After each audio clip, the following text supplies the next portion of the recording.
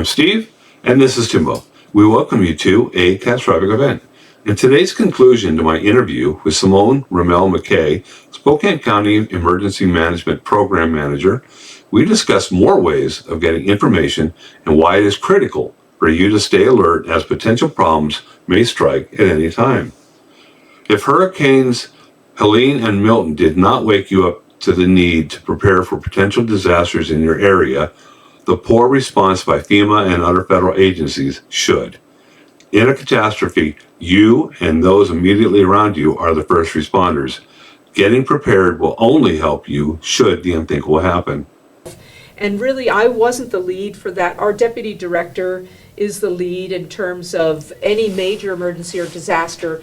Well, actually, the sheriff is the is director of emergency management. But because he's also the sheriff, he has so many other jobs. He delegates to a deputy director, which is my boss, Chandra Fox, and she leads our organization. So when this type of major emergency or disaster happens, she is the lead, and then she works to organize to get our emergency operations center activated. She works with the sheriff and with the incident commanders from fire and law and say, okay, we've got to get this established. What are resources that are needed? What are we going to do for the next 24, 48, 72 hours? And we need more personnel because we don't have enough to manage all the work that needs to be done. And so we brought in help, and we had an incident management team, and we had a disaster assistance center, and then we had a recovery group that was formed, the Spokane Regional Long-Term Recovery Group. So now they are still doing recovery for those fires. So it's a major deal. And any type of major emergency or disaster, it has many levels and many phases. So the immediate response is the safety of the people and the protection of the property. And then after that, it's recovery. And that can go on for months or even years. Right. So, right. Yeah, initially you're trying to keep them safe, keep them away from the fire, give them water or whatever, protect the property. Then afterwards you're trying to, is it winter? Okay, so they need heat. Right. They need shelter. Maybe they need shelter. Right. What are they going to need? And at some point, you need a long-term recovery group to manage. So it's a big ordeal. So are you part of that as well, the long-term recovery, or is that? No, that's a separate entity. Okay. It's a 501c3 nonprofit that was formed to support the two fires, since it's unusual to have two major fires the same day. Right. So they were formed, and then they worked a lot with the residents of each community to find out what their needs are and how are they going to move forward, in the future. The federal government provided some support. Our Washington State, our governor, and the government provided quite a lot of resources for these people. But now, longer term, any other needs, they go through the long-term recovery group. I see. Okay. So how do you alert the public in a case of emergency? So the overarching program for Spokane County, and it is for every single city and town in Spokane County, the overarching program is called Alert Spokane. So if you go to alertspokane.org, you'll get to an information page on that alert program. And the software that's used to help support the program is called Code Red. And Code Red sends out alert and warning messages to the community. And so how that is done is dispatchers, whether it's law enforcement or fire dispatchers or 911 dispatchers, depending on what the incident is, they are trained on how to what's called launch an alert through the software. What do they need to do to set it up, to make sure they have the right map, where it's going to go, who needs to be notified in what area. And then they put out the message, and we've worked with them on templates on how to construct the best message. And then they launch the alert, and it's distributed to either email addresses, via phone call to phones, via text, to cell phones if people want. And we also have, for people who are hard of hearing, through the TDD, Okay. their TDD device. And then we also have translations for Chinese, Russian, Spanish, and Arabic. Okay. So unfortunately, we're still working on how to do more translations, but unfortunately Google Translate and Microsoft Translate, all those translate programs don't have all the languages that we need. Oh, so I see. We are, it all depends on the population in your area. So if you have a population of at least 1,000 people or 1% of the population, you should be trying to alert these people. Right, exactly. The problem is there's no way to do that with translations. We don't have the technology to do that. It's very complicated to translate an alert into other languages. So we are looking at, there's part of a national program or a national committee that's looking at what type of applications or apps are out there that may help us translate better. So maybe it's something that can happen on somebody's phone instead of us trying to send it out in multiple languages, because that's slow. You can't send them simultaneously. Right. So maybe there's a better way, so we're looking at You that. send one text in English and it automatically maybe translates to whatever on language their they speak. phone. Right. And that's what we're hoping at some point will happen. But for the time being, we at least have a few languages from our strong populations, or at least those populations that have a lot of people in our area. And many of them are limited English speaking. And so we want to, in a major emergency or disaster, even though they're learning English, they may still be limited in their understanding, and they may not understand some of what what this means. And so we do want to try and help them. Right. And understand. And another way we do that is we have a lot of documents on our website that are translated in the major languages that are needed in our region. And that helps. So at least they can learn about emergencies and disasters, and we can get them prepared. Even if they can't always get the alert, they can learn about what they would be getting when they see level 1 evacuation. We have that now, a document translated, so that they can learn what that means. So stepping back, so the Alert Spokane program itself is primarily, a majority of our population is English. We have over 500,000 people, and I would say about 450,000 are English speakers. Okay. But we still have those enough. 10%. That we still have that speak other languages, so we're Right. still working on that. But the program, the software primarily alerts in English, and there are, as I said, a few translations. And then our Spokane Regional Emergency Communications organization, SHREC, their dispatchers launch the alerts primarily.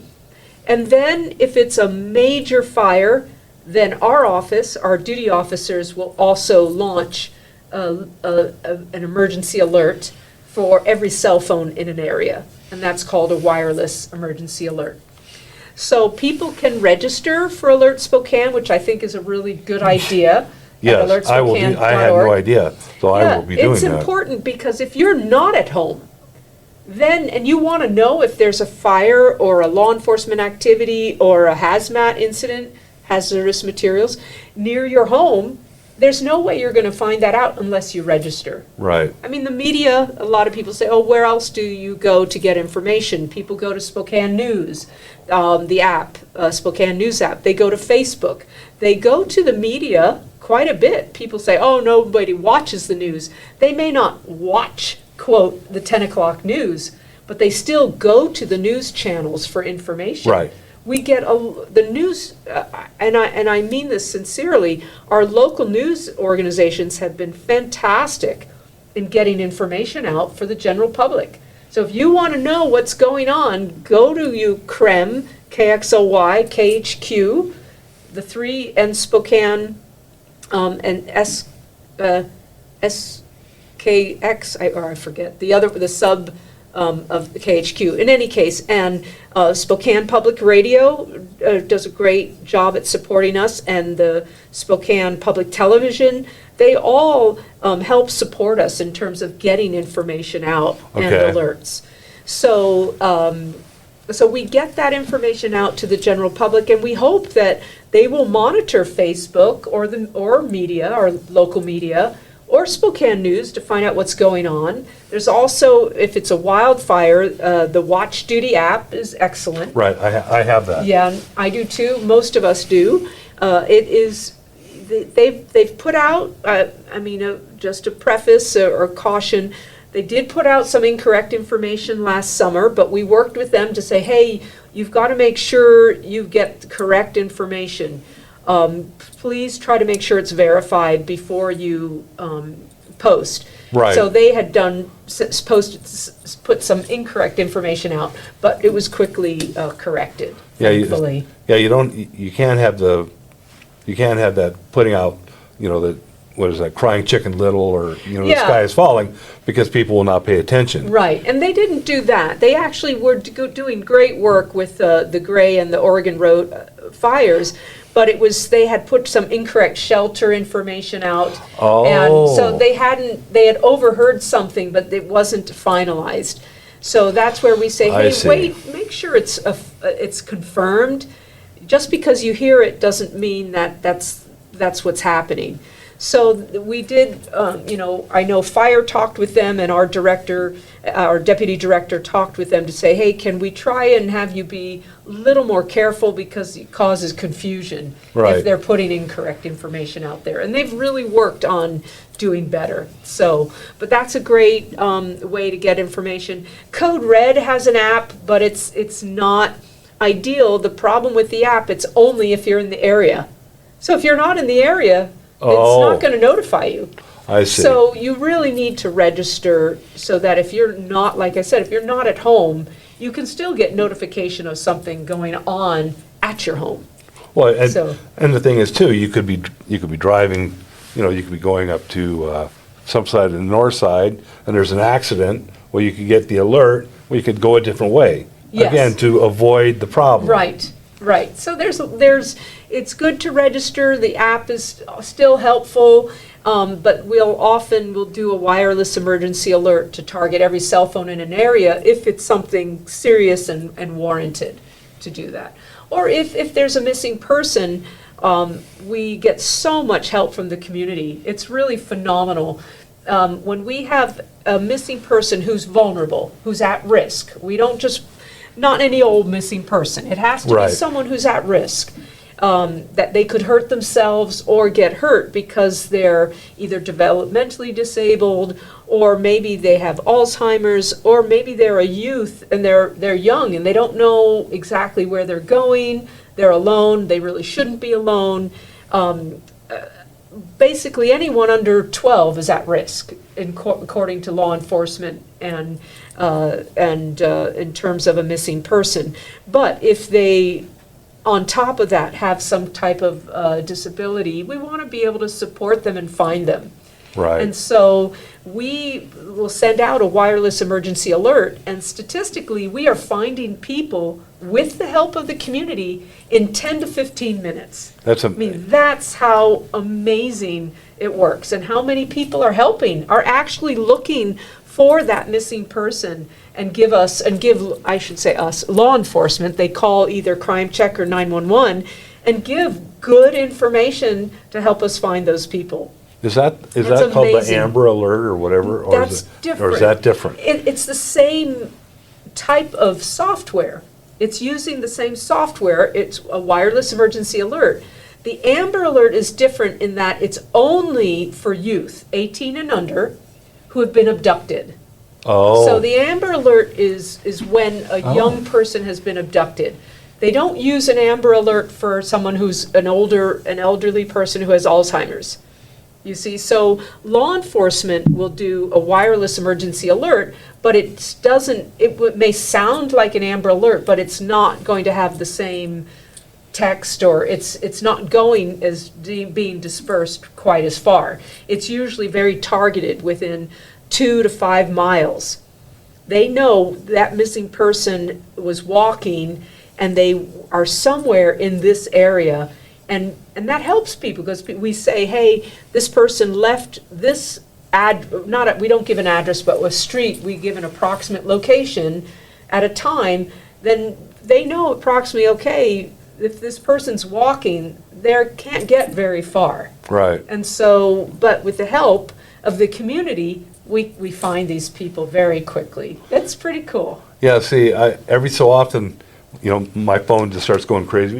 And Right. So you look at it and, so-and-so was last seen Yes. walking, whatever they're wearing, a Yes. pink jacket or And whatever. we try to give as much information as we can, what they were wearing, where they were last seen, and then we ask them to call in and give information, and people do.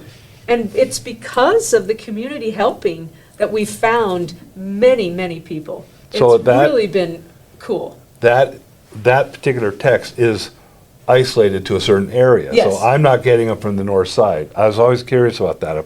Well, you bring up a good point. So our phones are far more advanced than they used to be. So at one time when we started some of this alerting, it would happen that we were sending an alert in the north side, but somebody in Cheney was getting the alert. And we were trying to figure out why was this happening.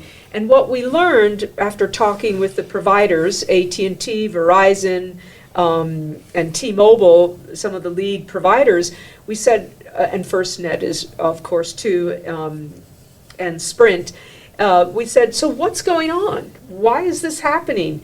And so what we learned is that the older phones weren't able to geo-target, meaning they couldn't interpret if they were in the mapped area or not. They weren't advanced enough. But now, so many phones are more advanced. I mean, we've really gotten rid of a lot of the older phones. And so most phones, I would say, we still have a small percentage that don't work really well in that respect. But most phones can now, they get a map. It's all in code, of course. But Right. they can determine if they're in that mapped area, and so they will alert. I see. Or if they go into the area, let's say you're in the valley, and then all of a sudden you go into the city, and I have an alert in the city, then boom, you might get it once you travel into the area. Then you'll get it. But other than that, there are still a number of phones, a very small percentage, that are not able to geo-target, and so they may get an alert that was intended for Newman Lake. They may get it in Spokane Valley, even though it had nothing to do with them. And that is because of the phone. Unfortunately, the phone's capability is an older phone, and it's just not adequate.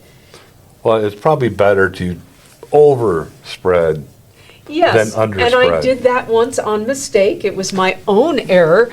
I ended up alerting the entire Spokane County You're not screwing around, are you?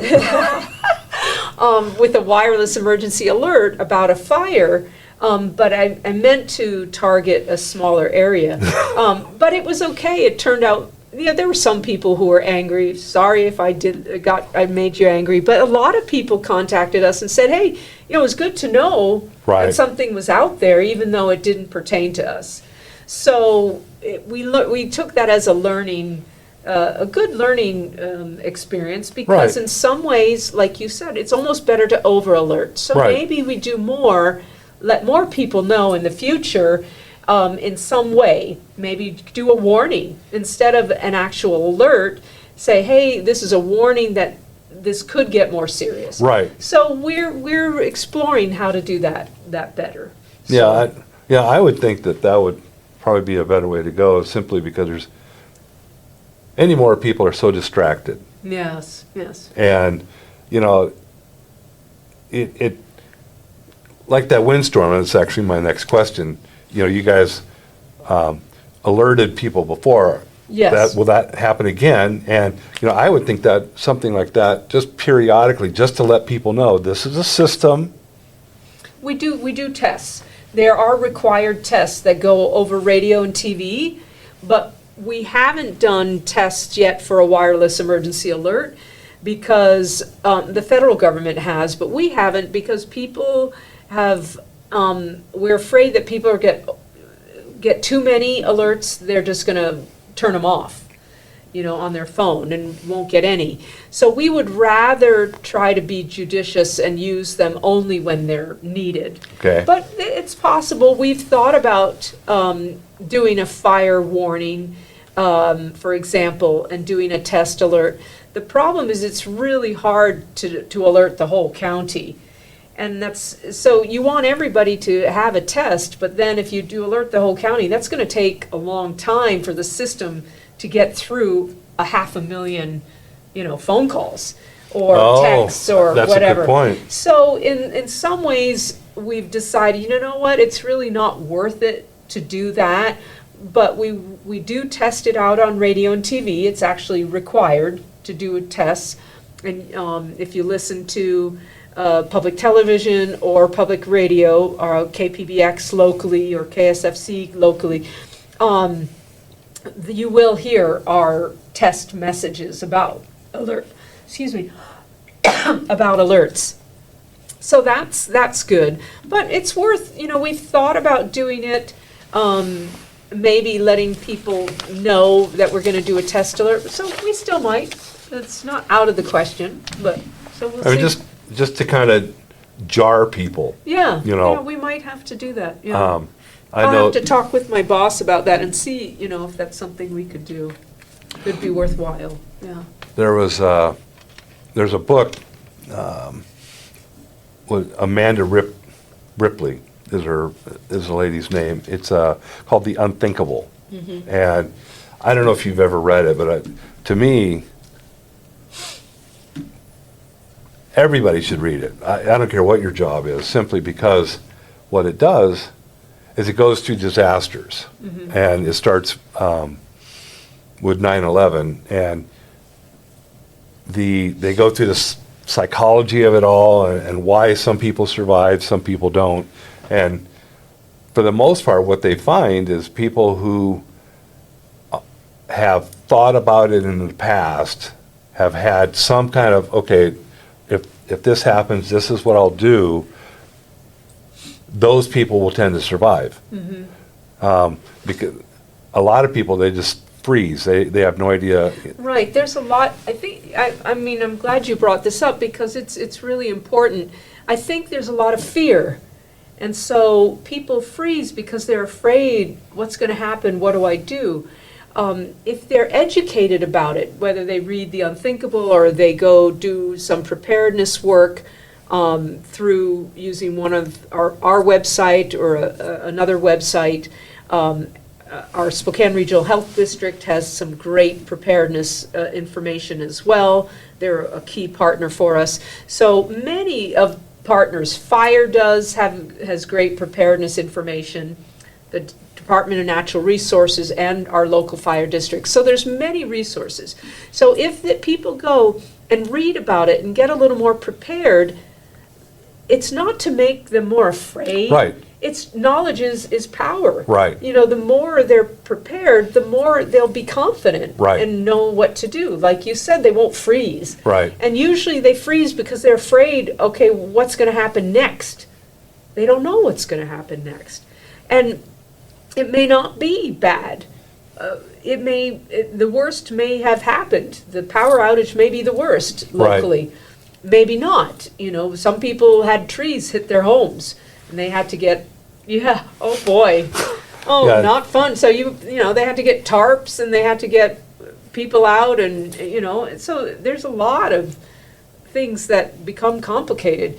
But initially, just being prepared, thinking about it is actually really good. Right. It helps you feel a little more confident that you can handle it. Yeah, that's one of the things she mentioned in that book, and that's really why I started this whole deal. Oh, Was yeah. because, what she said that really struck home with me was, you would think that reading about stuff like this is dark and depressing or whatever, but she said it's actually quite liberating because you're facing the worst. You've Yes. already faced the absolute worst, and And from that point forward, you can just, like you said, it's empowering. Right. You can look at it and go, okay, this is what's happening. You have to Yeah. face the reality of what's happening, and then you can start deal with it. Right. Right. You know, if you're unable or unwilling to deal with what's really happening, then it's going to be overwhelming, and then you'll just freeze in place or panic Right. or whatever. And I think that people thinking about it in advance makes it less overwhelming because you've already thought through what could happen. Mm-hmm. Oops, that was loud. Sorry. So you've thought through what could happen, which makes it easier when the time comes that you may not feel as overwhelmed. Right. If you've thought, okay, I know I have this list and my go bag of medications and batteries and flashlight and food and some water, enough, a little bit, I've got some stuff to get me going or to get me where I need to be. Well, then what else do I need to think about if it goes further than that, okay? So if people think about it, hopefully, they'll feel a little more confident and Right. not feel overwhelmed. Right. And in that respect, they'll be able to weather it or survive it or, and maybe won't need as much help Right. because they'll be able to help themselves. Right. And often, in a disaster, emergency or disaster, our first responders are so focused on the disaster that they can't help individuals anyway. And so people will need to be able to help themselves initially. Right. Right. Exactly. That's really important. Right. Right. I mean, they've shown that in numerous places that Yes. you are your first responder. In a major, when it's a minor one, no, you can call 911. Right. But in a major, yes, in a major emergency or disaster, you often have to help yourself. Right. Yeah, Because they're getting there, they're getting set up. right. They may not see you. Well, they may not even be able to come. Right. So that they may be dealing with a major disaster situation, of a whole, let's say, apartment complex that has collapsed. Well, they may be there. You may have something at your house. You may be even having a heart situation, and they may not be able to come. Right. It's so hard to know.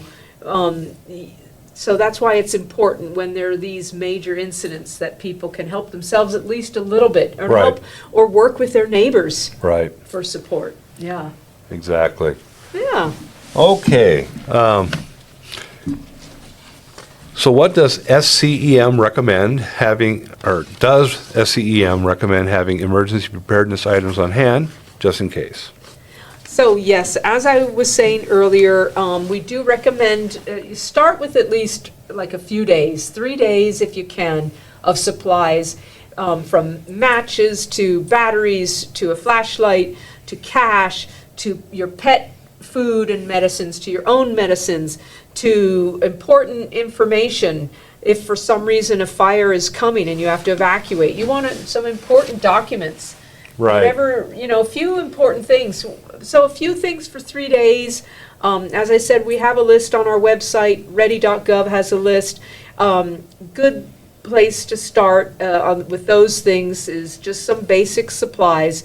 And if you have kids, make sure you have some toys or some cards or something or books for them. You need to keep them engaged. Right. So that they're not overwhelmed. Right. So, and even for yourself, maybe you want to bring a book if you're stranded somewhere. Just think about those things. Nothing is too much. And then other than that is just build on that as you can, and it will get better. Okay, so, well, I'm going to go ahead and guess I have to wrap things up. Okay. So thank you very much for being here. It was a You pleasure bet. talking to It you, was a pleasure as well.